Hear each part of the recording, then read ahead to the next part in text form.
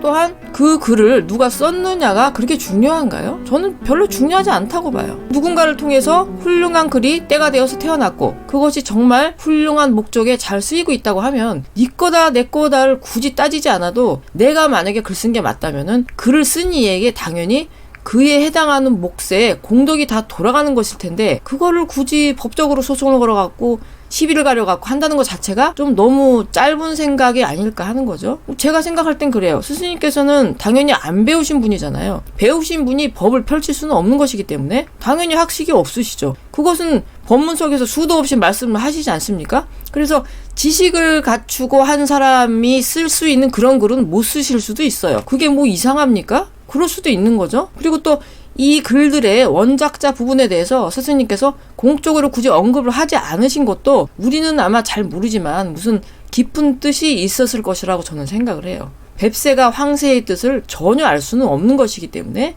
그래서 이거는 이제 저만의 아주 개인적인 추측이지만 어쩌면 이 글들이 세상 밖으로 나온 과정에 있어서 보이지 않는 세계에서의 스승님의 역할이 분명히 있을 수 있다는 것이고요. 달리 말하면 스승님이 아니면 나올 수 없었다는 이야기죠, 이것은. 따라서 그 사람을 통해 나온 작품이지만은 그것이 온전히 나의 작품이라고 말할 수는 없는 그런 게 분명히 있을 수도 있을 것 같아요. 그래서 모든 것이 글과 그 성우의 목소리와 음악 그리고 또 제일 중요한 게 뭡니까? 그 민족의 대서사시라는 영상에서 스승님 거기다 에너지를 실어 놓으셨잖아요. 사실은 거기다 실어 놓은 그 엄청난 에너지가 주제입니다. 나머지 영상 글 이런 건 다 플러스 알파예요. 그 모든 것이 융합이 돼갖고 우리가 들으면 정말 가슴이 울리고 눈물도 나고 너무 좋지 않습니까? 그래갖고 그 훌륭한 영상이 하나가 탄생이 된 건데 글 하나만 예를 들어서 딱 떼어놓는다면은 그렇게 빛이 날 수는 없는 거라고 저는 생각을 해요. 그래서 애초에 스승님과 같이 무언가를 도모할 때는 본인이 이제 본인 말로는 여러 가지 공부도 많이 하고 지식이 풍부하다고 하더라고요. 지식도 풍부하고 나름대로 글솜씨가 있어서 그렇게 힘을 합해서 무언가를 하려고 했던 것일 텐데 내가 이제 중간에 마음이 변해서 나의 권리를 정말 주장하고 싶었다면 본인의 불만의 소지에 대해서는 해당 상대와 협상을 하든지 그죠? 법적 투쟁을 하든지 하는 방식으로 조용히 진행을 해도 얼마든지 이게 될 터인데 지금에 와서 공공연하게 세상에 대고 뭐 예를 들어서 스승님이 일자 무식쟁이다 뭐 남의 것을 은근슬쩍 훔쳐다가 지 거라고 주장을 하고 그거를 활용해서 사람들의 돈을 갈취한다는 식으로 정말 턱도 없는 비방을 일삼는 것은 이것은 제가 볼 때 다분히 감정적인 행동이라고 밖에 볼 수가 없습니다. 이거는 진리를 세상에 펼친다는 것이 도대체 무엇인지 왜 그분이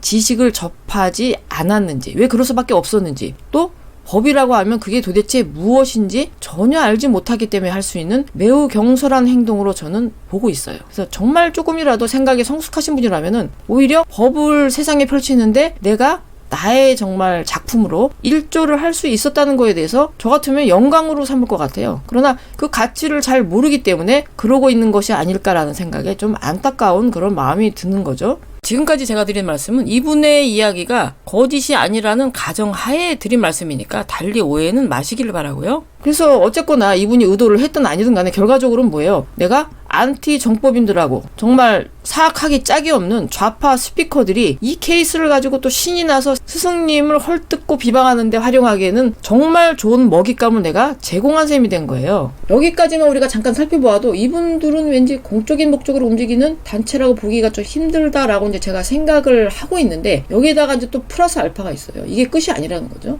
정말 이제 이분들이 하는 그 활동 중에 가장 심각한 게 바로 이거예요. 객관적으로 전혀 입증되지 않는 사적인 영역의 일까지도 떠들고 다닌다는 거죠. 이거는요 정말 심각한 수준의 인격 모독이 되는 거예요. 법문 중에 스님께서 지나가는 말씀으로 나더러 정가 12범이라고 하는데 말도 되지 않는다라고 말씀 한번 하셨죠.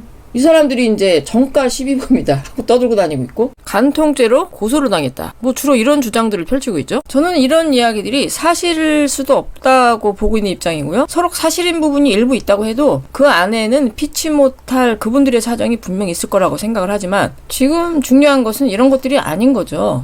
저는 이분들한테 정말 묻고 싶어요. 스승님께서 정가가 있든지 말든지 간통죄로 고소를 당했든지 말았든지 그분들하고 도대체 이게 무슨 상관이 있나요? 전혀 없죠. 전혀 상관이 없는 다른 사람의 사생활일 뿐이에요. 이분이 세상에 어떤 일들을 하고 계시는가가 가장 중요한 것이겠죠? 공부하는 대부분의 우리들은 아마도 저와 같은 생각일 거라고 저는 봅니다. 사적인 영역에 대해서 함부로 얘기하고 다니면 이것은 사생활 침해입니다. 똑같은 거예요. 이것은 김건희 여사가 줄리다라고 주장하는 거랑 똑같은 거예요. 그게 말이 되는 소리입니까? 근데 사람이라고 하는 것은 생각이 어떻게 돌아가냐 하면 꼬마 아이가 자기가 사탕을 되게 좋아하죠? 그럼 어른들도 사탕 좋아하는 줄 알고 있어요. 그냥 당연히 그렇게 안다는 거예요. 근데 이분들이 사가 무엇인지 공이 무엇인지 전혀 기본적인 감도 없으신 분들이기 때문에 내가 공의 영역이 들어갔을 때 세상을 분별하는 방식이 어떻게 달라지는가에 대해서 이분들이 알 도리가 없는 것이고요. 그렇기 때문에 할 수 있는 정말 바보스러운 이야기죠. 내가 그러고 사니까 남도 그러고 살겠거니 하고 생각하고 있는 거죠. 결국에는 이분들이 자신들은 공익을 위해서 비판을 하고 있다라고 생각을 하고 있을지 모르겠으나 제가 딱 봤을 때는 좌파들이 하고 있는 행위하고 똑같아요. 좌파가 공익을 위해서 움직이는 자들입니까? 아니면 분탕러들입니까? 이분들은 공익을 위해서 움직이는 자들이 아니죠. 아닌 게 아니라 이분들이 좌파 채널에 이런 정보를 제공을 해주고 같이 이제 비방 방송을 하고 있다고 제가 알고 있어요. 하다못해 일부 우파 유튜브 채널에서도 스승님에 대해서 잘 모르다 보니까 스승님을 혹세 무민하는 무속인 정도로 취급을 하는 경우가 종종 있더라고요. 뭐 잘 모르니까. 그리고 사람들의 어떤 그 고정관념이라는 게 벗어나기가 쉽지가 않잖아요. 그러니까 뭐 그럴 수는 있다고 저는 보지만 보고 있는 저는 참 안타깝죠. 어쨌거나 제가 드리고 싶은 말씀의 포인트는 다른 사람의 사생활에 대해서는 그것이 팩트이건 아니건 간에 함부로 떠들고 다니는 것은 사생활 침해에 해당이 되는 것이고요. 상대한테 정말 악한 감정을 가지고 행하는 가장 질 나쁜 행위 중에 하나라고 생각을 해요. 결국 이분들의 어떤 그 활동이라고 하는 것은 공적인 행위라기보다는 사적인 감정을 동력으로 하는 사적 행위의 경향이 훨씬 더 크다고 저는 판단을 하고 있습니다. 저도 이제 정법을 공부한 사람이다 보니까 정법 키워드로 이제 올린 영상들이 자꾸 뜨잖아요. 쇼츠가 뜨고 하다 보니까 제가 알게 된 거예요. 도대체 이 사람들이 뭔 소리를 떠들고 있나 하고 제가 이제 몇 개를 본 적이 있는데 이분들이 이제 계속 반복해서 주장하는 포인트가 몇 가지 있더라고요. 천공 스승님을 혹세무민하는 무속인으로 주장하는 것은 아주 기본으로 이제 하고 있는 거고 또 뭐 정법재단의 불법 운영 뭐 이런 얘기를 또 하던데 제가 봤을 때는 법이 세상에 나오죠. 법이 세상에 나오면 거기 사람이 당연히 모이게 돼 있죠. 사람이 모이면 뭐가 모입니까? 당연히 돈이 모이는 거예요. 이 돈은 굉장히 귀한 돈이고 공금이죠. 이 돈을 이제 관리를 투명하게 잘 해야 될 거 아닙니까? 그러나 공부가 덜 돼갖고 아직 사적인 영역에서 놀고 있는 사람이 돈을 관리하게 되면은 이게 아무리 잘하고 싶어도 가다 보면 반드시 사고가 생기게 돼 있어요. 이걸 스스님께서 모르시겠습니까? 너무나 잘 알고 계신 분이죠. 그래서 스스님께서 공부가 어느 정도 된 분한테 이거를 총괄적인 관리를 맡길 수밖에 없는 것이고 그분이 이제 바로 신원장님이신 거죠. 그 외에는 아직은 없죠. 그죠? 그러면 그럴 수밖에 없는 거예요. 스승님은. 이게 너무나 귀한 돈이기 때문에. 근데 이걸 가지고 이제 마치 그 뭐죠? 무주가 하듯이 신도들한테 돈 갈취해가지고 어디다가 빼돌려 놓고 부정축제나 하는 그런 사람처럼 이야기를 몰고 간다는 거죠. 이 사실을 가지고 이것도 너무 몰라서 하는 이야기다 라고 저는 생각을 하고 있고 또 하나는 이제 상자가 별로 없으니 정법은 가짜다 뭐 이런 주장을 또 하고 있더라고요. 저도 이제 공부를 하려고 준비를 하고 있는 사람이지만은 법을 만나서 법을 흡수해서 공으로 거듭나는 것이 그렇게 쉽고 신속하게 일어나는 일 절대 아닙니다. 그렇기 때문에 스승님한테 제자로 인정받는 것이 절대 쉽지 않죠. 그렇기 때문에 스승님이 공식적으로 인정한 제자가 거의 없는 것인데 그러니까 이 정법은 가짜고 구라다라고 얘기하는 거는 정말 말도 안 되는 논리적인 비약이죠. 그러면 그렇게 이야기하는 그분들은 내가 잠깐 속아서 정법을 공부했지만 나는 너무 똑똑했기 때문에 정신 차리고 나왔고 지금도 공부를 하고 있는 수많은 사람들은 다 바보란 이야기입니까? 이 역시나 너무나 몰라서 하는 이야기고 굉장히 교만스러운 이야기라고 할 수 있어요.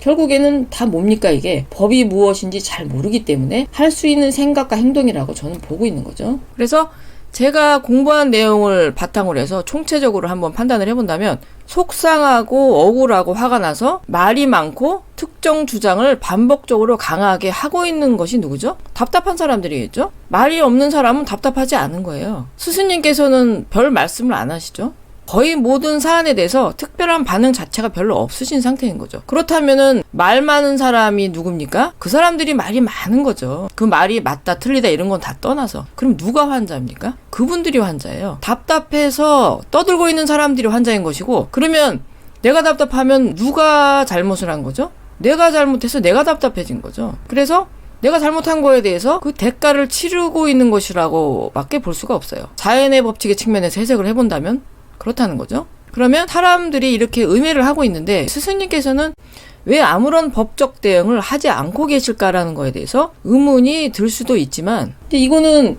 이렇게 볼 수 있어요. 나이 지긋하신 어른이 혈딱선이 없는 애들하고 싸우지는 않거든요. 우리는 그런 걸 본 일이 없어요. 그렇기 때문이기도 하고, 또 그분 손에 굳이 피를 묻힐 필요도 전혀 없는 거예요. 그 이유는 뭐냐면 언젠가는 대자연의 법칙이 스스로 움직여서 이 정말 중차대한 시기에 사회를 어지럽힌 데 대한 대가를 반드시 치르게 만들 것이기 때문에 굳이 스승님께서 뭔가 조치를 취할 이유가 전혀 없는 거예요, 사실은. 그러니까 안 하고 계신 거겠죠. 아마 이들은 이렇게 생각할 거예요. 우리가 이렇게 떠들어대는데 가만히 있는 걸 보니까 사실인가 보다 하고 지들끼리 손뼉치고 좋아할 수도 있어요. 충분히 그럴 수도 있는 사람들이기 때문에. 그러나 어차피 모든 것은 시간이 흐르면 다 진실이 드러날 것이고요. 가장 중요한 것은 국민들이 정말 하루빨리 깨어나서 바른 분별을 할 수 있어야 나라가 바로 서게 되는 거라고 저는 생각을 하고요. 그러나 제가 굳이 이런 말씀을 한번 드리는 이유는 이런 잘못된 정보들이 너무나 온라인에 막 퍼져 있기 때문에 정법을 이제 공부하신 지 얼마 안 되시는 분들, 정법 초보자분들이 생각할 때는 좀 헷갈릴 수도 있고 굉장히 부정적인 영향이 갈 수도 있다라고 생각을 해요.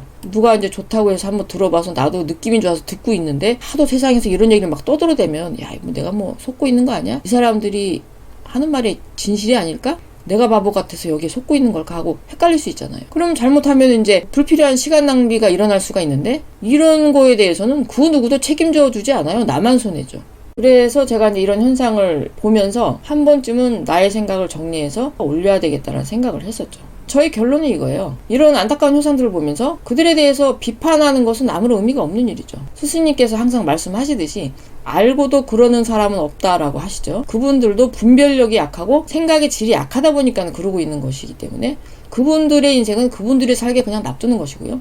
여기서 이제 우리가 해야 될 공부는 무엇인가에 대해서 찾아보는 것이 중요한 포인트가 되겠죠. 지금 현재 활동하고 있는 우리나라 이제 정치인들의 분탕질을 보고 우리가 깨달아야 할 것들은 바로 이거겠죠. 나라의 주인들인 우리가 이 나라를 오랜 기간 방치를 하면은 이런 수준의 사람들의 물리적인 지배를 받고 살아갈 수밖에 없다라는 걸 우리가 깨달아야 될 것 같아요. 지난 정권 때 아마 많은 분들이 이런 거를 깨달았다고 저는 생각을 해요. 그래서 정말 어렵사리 정권이 바뀐 거겠죠. 그리고 우리가 안티들의 활동을 보면서 깨달아야 할 것들도 나름 있겠죠. 우리가 이제 공부를 한다고 해도 이 법이 무엇인지를 잘 모르면 얼마든지 할 수 있는 오해죠. 그렇지만은 자신이 특정 단체로부터 일방적이고 부당하게 당했다고 생각하면서 모든 일의 원인을 오직 상대방의 잘못으로만 생각을 하고 비난을 일삼고 있다 하는 것은 우리가 볼 때 별로 그렇게 옳은 것은 아니죠. 내가 만약에 당한 게 맞다면 누가 더 잘못이죠?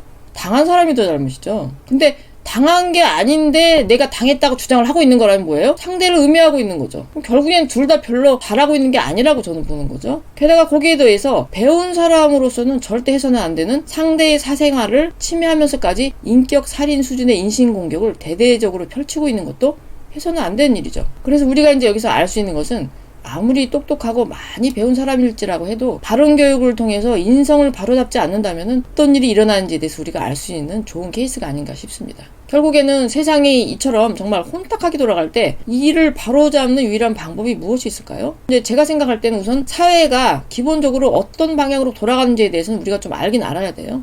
예를 들면 정치에 관한 문제도 너무 우리가 무심해서는 안 된다는 거죠. 저 사람이 뭐 하는 사람이고 저 사람이 뭘 어떻게 하는 사람인지에 대해서는 어느 정도 내가 정보가 있어야 나중에 이제 투표를 할 때도 바른 사람을 뽑을 수가 있는 것이기 때문에 기본적인 그 흐름 정도는 내가 파악은 일단 하고 있어야 하는 것이고요.